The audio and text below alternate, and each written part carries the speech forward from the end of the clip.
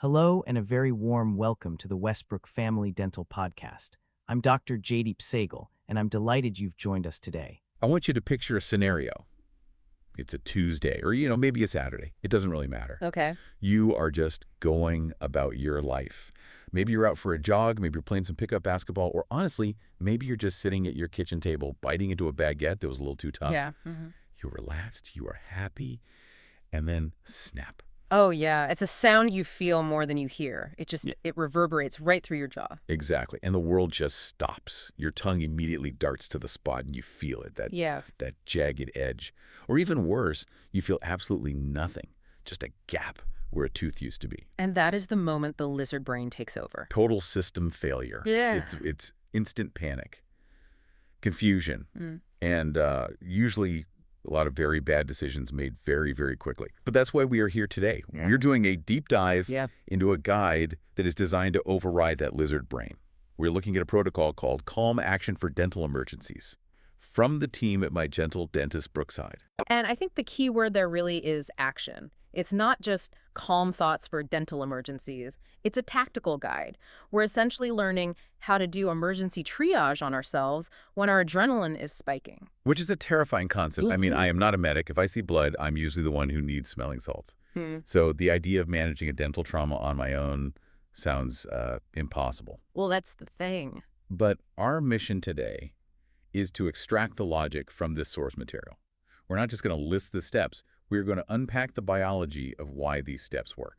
Exactly. So that if this ever happens to you, the logic kicks in before the panic does. Because what we're going to see is that your first instincts in this situation, what feels natural to do, are often scientifically the worst things you could possibly do for the survival of the tooth. Oh, 100%. There is one specific instruction in here about cleaning a tooth that goes against every hygienic bone in my body.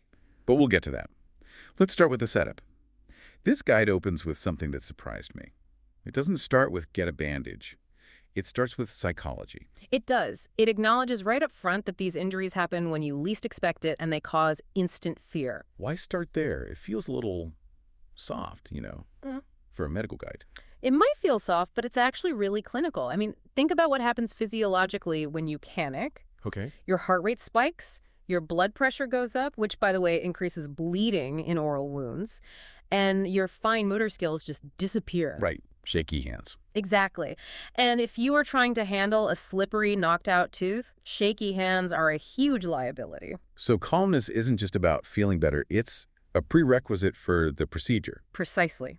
The source emphasizes being calm, informed, and confident as the actual first step of treatment. It's about engaging your thinking brain so you can actually follow the checklist. Because if you're manic, you skip steps. And in dental trauma, skipping steps means losing the tooth. It's that simple. Okay, so step one is don't freak out. Easy to say, harder to do. But let's get into the actual scenarios. The guide breaks this down into two main categories. We have scenario A, the cracked or broken tooth. This is the most common one, the popcorn kernel, the olive pit, the fork that slipped. Now, here is where I think a lot of people, myself included, would make a huge mistake. Yeah. Let's say I bite down, I hear that snap, and I feel a jagged edge. But it doesn't hurt. Right. No pain, no problem. Exactly. I'd probably just finish my movie, chew on the other side, and figure I'll call the dentist next week. But the source material comes down hard on this. It says, and I'm quoting here, don't ignore it, even if there's no pain yet. Yet is the operative word there. See, we need to look at the anatomy of a tooth and understand why. A tooth isn't just a solid rock. It has layers. It has layers. You've got the enamel on the outside, which is hard, no nerves. Then you have the dentin. And inside that, you have the pulp, the living heart of the tooth with all the nerves and blood supply. So a crack isn't just a cosmetic issue. Not at all. A crack is a breach in the hull.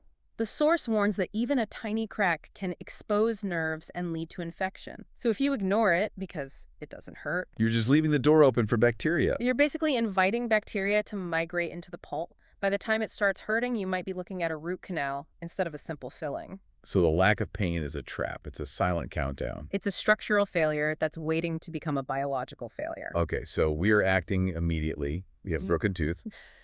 The protocol gives us a list of do's. The first one is to rinse the mouth. But it is very specific about the temperature. It says warm water. Yes. Now, my instinct would be ice water. If I'm worried about pain or swelling, I want to numb it, right? So Uh-huh. why warm? This goes back to that exposed pulp we just talked about. If that crack has gone deep enough to get near the nerve, extreme cold acts like an electric shock. Oh. It causes this rapid fluid movement in the little tubules in the dentin, which triggers sharp, excruciating pain. So ice water could actually induce the panic we were trying to avoid. Exactly. And on the flip side, hot water causes the blood vessels to expand, which can increase inflammation. Warm is neutral. It cleans the area without shocking the system. Okay, warm water rinse, got it. Yeah. Next it says avoid chewing on that side, which seems obvious.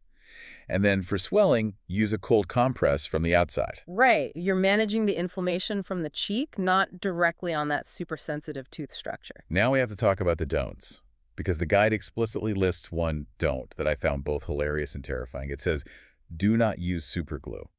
It has to be said. I mean, I have to assume this is in there because people actually do it. Oh, absolutely. It's that DIY mindset. You have broken piece, you have a strong adhesive in the junk drawer, and you think, I can just tack this back on until my appointment. Why is that so bad? I mean, apart from the obvious taste issue, super glue holds everything else together. Well, there are a few reasons, and they're all bad. First, super glue, the chemical cyanoacrylate, is toxic to living tissue. If that touches the pulp or your gum, it causes chemical burns and kills the cells. You're poisoning the tooth. You are literally poisoning the tooth you're trying to save. Okay, that's reason enough right there.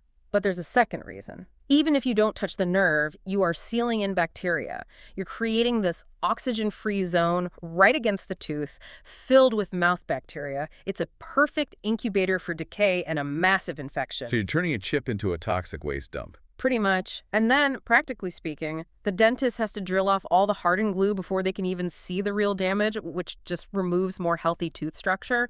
So, yeah, just leave the glue in the drawer. Loud and clear. Warm water, cold compress on the cheek, call the pros. No DIY chemistry sets. Correct. All right, that was the warm-up. Now we need to escalate. We are moving to scenario B, the knocked out tooth, an avulsion. This is the true dental emergency, the red alert. The tone of the source material shifts completely here. For the crack, it was, don't ignore it. For this, it says timing is critical. It feels like the difference between a flat tire and a full-blown car crash. That's a really fair analogy. With an avulsion, the tooth is literally dying every single minute it is outside the socket. The source Hello, notes and that a the very sooner you warm act, welcome to the the higher the Westbrook chance the Family tooth Dental can be Podcast. saved. It's living I'm tissue that's Dr. been J.D. severed from its Sagal, life support. and I'm delighted Exactly. you've Okay, joined so let's us play today. this out. I'm playing soccer. I take an elbow to the face. Tooth flies out. I see it lying in the grass. Panic is setting in.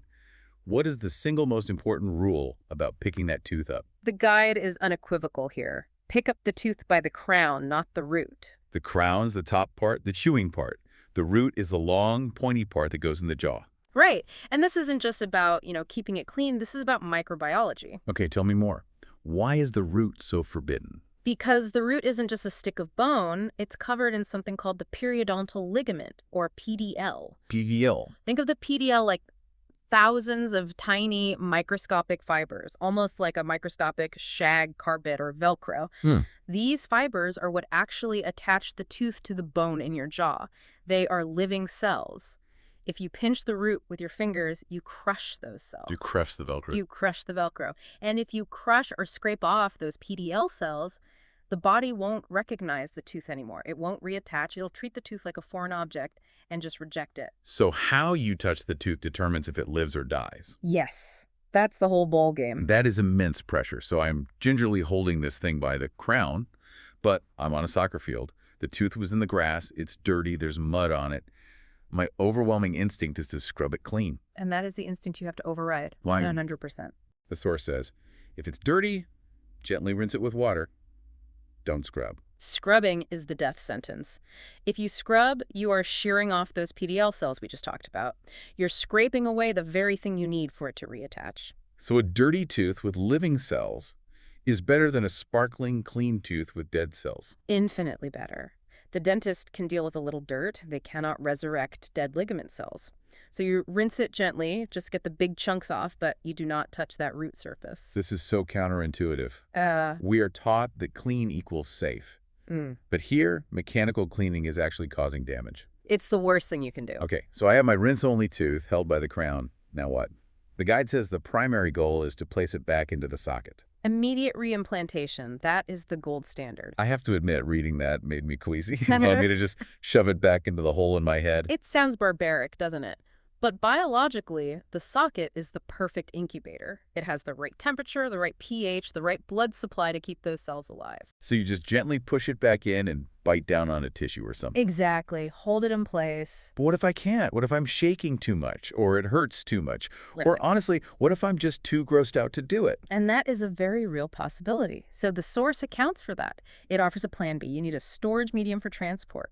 And this is where we get into some really interesting science. The guide lists two specific liquids. It says milk or saliva. Yes.